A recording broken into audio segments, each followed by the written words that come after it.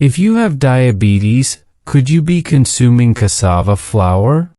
This is a question that I receive very often, and in this week's video we will evaluate the nutritional table and tell you whether or not you who are diagnosed with diabetes may be consuming this type of product. So enjoy, watch until the end, because I'm sure you'll leave here learning more and more. And in this week's episode of Who Has Diabetes, we're going to evaluate our little friend here, which is cassava flour. Could a diabetic be consuming this type of product? And it is a flour that is part of cake recipes, part of some farofas, some side dishes.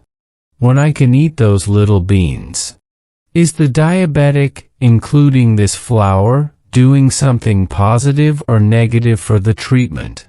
So, initially we will evaluate the nutritional table of this flour to be able to know the amount of carbohydrates, fats and proteins and calories we are talking about. So, for you to understand in a smarter, easier way, we will consider the amount of 50 grams of flour as it is here on the package. Then we will have 50 grams of cassava flour. We will have 180 calories, that is, a very high amount compared to other foods that we have already evaluated here. It's something to keep an eye on. We will have 44 grams of carbohydrate in 50 grams of the complete product, a very high amount and an amount that should trigger an alert. More than 80% is carbohydrate in this product.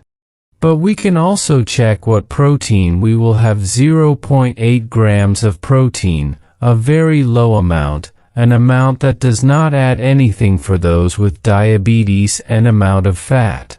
We have 2.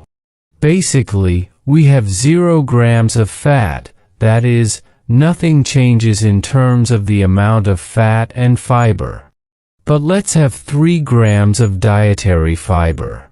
So, to be able to answer, if you have a diagnosis, you may not be consuming this type of product.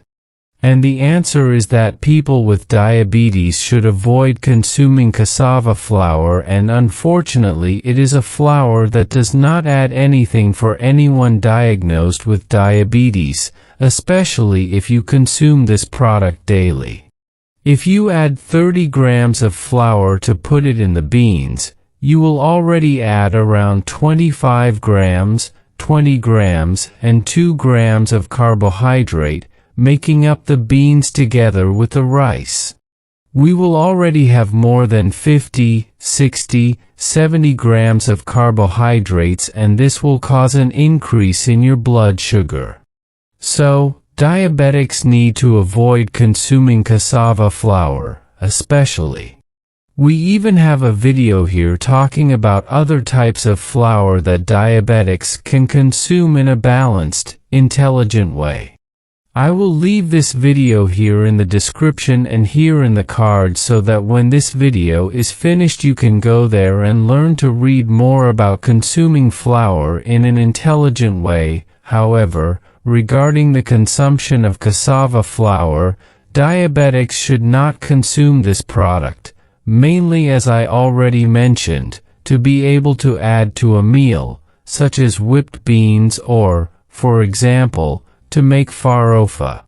It is important that you do not consume this type of product.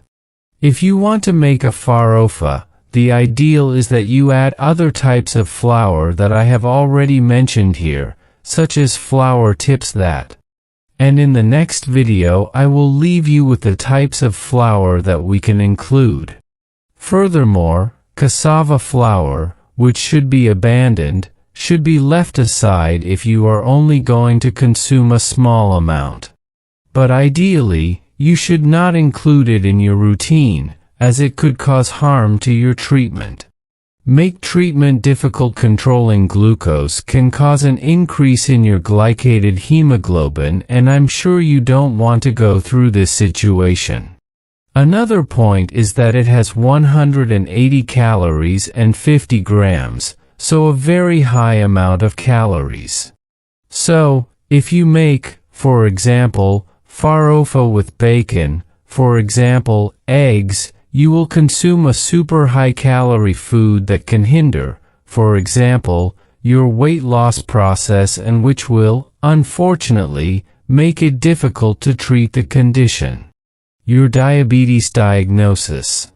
So, for this reason, it is important that you choose your foods better, that you avoid certain types of foods like this in order to achieve a better quality of life, more quality of treatment, more quality to conduct your treatment in a balanced way and with much more health.